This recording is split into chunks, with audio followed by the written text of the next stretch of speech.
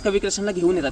समोरचा दरवाजा राज दरबार, या राज दरबाराच्या वेशीवरती संभाजीराजांना आणलं गेलं. आणल्याच्या नंतर तिथं एक मुघली सैन्य होता. हा मुघली सैन्य संभाजीराजांसाठी घोषणा देतोय. काय घोषणा देतोय? काफर संभा को लाया जा रहा है, अशी घोषणा दिली. आणि अशी घोषणा दिल्यानंतर संभाजी महाराज कवी कैलास 20-25 लोकांनी पकडलेल्या अवस्थेमध्ये या परिसरामध्ये इथं आणून उभा केलं. हा खुला राज दरबार आहे. या खुल्या राज दरबारात संभाजी महाराज कवी कैलासला आणून इथं उभा केलं. केल्या तर औरंगजेबाने सिंहासन सोडलं, तख्त सोडलं आणि सिंहासन सोडून उभा आणि म्हणायला लागला, हाच तो संभाजी राजा का जो 9 वर्षाचा असताना शिवाजी राजाबरोबर आग्र्यामध्ये कैद केला होता? हाच तो संभाजी राजा का ज्यांनी माझ्या डोक्यावरची टोपी 9 वर्षांसाठी टाकून द्यायला लावली याच संभाजी राजाला पकडायला सांग? हाच तो संभाजी राजा आहे का? साहित्य सरला म्हणला की हो, हाच तो संभाजी राजा. त्यांनी तख्त सोडलं, सिंहासन सोडलं, पायऱ्यांनी खाली आला, पश्चिम दिशेला तोंड केलं, गुडघ्यावर त्याच्या अल्लाला धन्यवाद म्हणायला लागला की या संभाजी राजाला 9 वर्षांनी पहिला आम्हाला पकडून दिलं त्याबद्दल धन्यवाद. आणि ही नमाजाची रुकवता चालू आहे. त्यावेळेस संभाजी महाराज कवी कैलासला म्हणायला लागले, कवी कैलास समोर या दृश्यावरती तुम्हाला काही काव्य सुचतंय का? कवी कैलासांना आश्चर्य वाटलं. मृत्यूच्या दारात आहे, शत्रूच्या गोट्यात आहे आणि या संभाजी राजाला कविता ऐकायची. तर त्या कवी कैलासांनी संभाजीराजांच्या शरीराकडे बघता बघता एक कविता रचायला चालू. यावन रावण की सभा शंभू वंद्यो बजरंग, लहू लसत सिंदूर समखेले रंग, देख तुम्हारी रबी छबी खद्योत बदरंग, देख तुम्हारा तेज तखत तेजता औरंग, अशी कविता म्हणली गेली या राजदरबारामध्ये. आणि ही कविता म्हणल्याच्या नंतर औरंगजेबाची नमाज झाली. तख्तावरती सिंहासनावरती जाऊन बसला आणि बसल्या बसल्या त्या लेखनिकाला विचारायला लागला, लेखनिक हा कवी कैलास काय बोलला?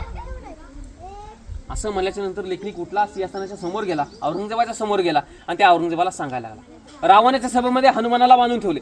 रणांगण खेळलेला, रक्तबंबाळ झालेला माझा राजा सिंदूर थापलेल्या हनुमानासारखा दिसतोय.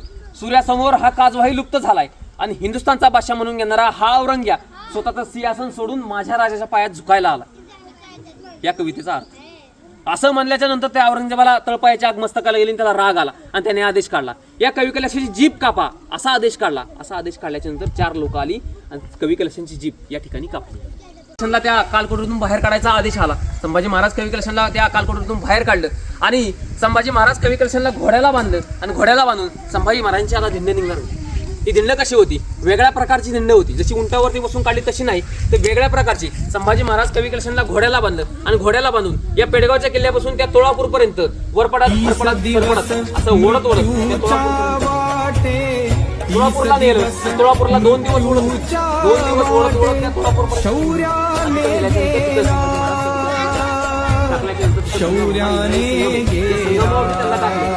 चार-पाच दिवस लोटले. 4-5 दिवस गुढीपाडव्याचा आदल्या दिवस, या गुढीपाडव्याच्या आदल्या दिवशी संभाजीराजांचं शरीर सोडलं.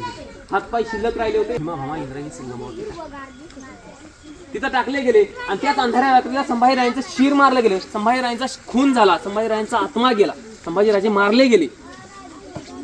आणि दुसऱ्या दिवशी गुढीपाडव्याचा दिवस. गुढीपाडव्याच्या दिवशी म्हणजे गुढीपाडव्याची पहाट, या गुढीपाडव्याच्या पहाटेला संभाजीराजांचं त्या मुघली सैन्याने शिर घेतलं, भाल्याला अडकवलं आणि भाल्याला अडकवलं ते 5 लाख मुघली सैन्य, औरंगजेब ही सगळी लोक तुळापूर पासून निघाली. हे आजचं छत्रपती संभाजीनगर आहे. त्या छत्रपती गावागावांना, वस्त्यांना, शहरांना, गल्ली गोळांना सर्वांना दाखवत गेली की आम्ही संभाजी राजा मारलाय, तुम्ही लवकरात लवकर इस्लाम कबूल करा, तर तुमची हालत या संभाजी राजाच्या मुंडक्याप्रमाणे केली जाईल. आणि ती मूर्ख तुळापूर पासून निघाली ते छत्रपती संभाजीनगर पर्यंत नाचवत गेली.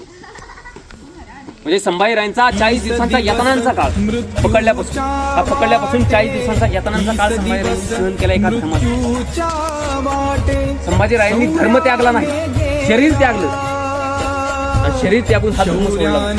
शेवटपर्यंत संभाजीराजांनी शेवटच्या घटकांपर्यंत हा धर्म त्यागला नाही. कारण फक्त एकच की शिवाजी महाराज आणि त्या जिजामातेंचे त्यांच्यावरती संस्कार होते.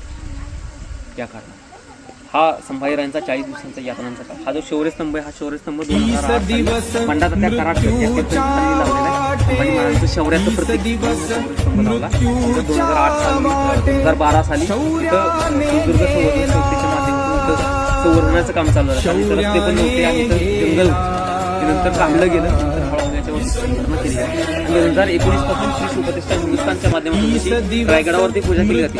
तशीच पूजा या धर्मवीर गडाची सुद्धा पूजा केली जाते. 4 पोरी हार घालतात, आरती करतात आणि नंतर शौर्याने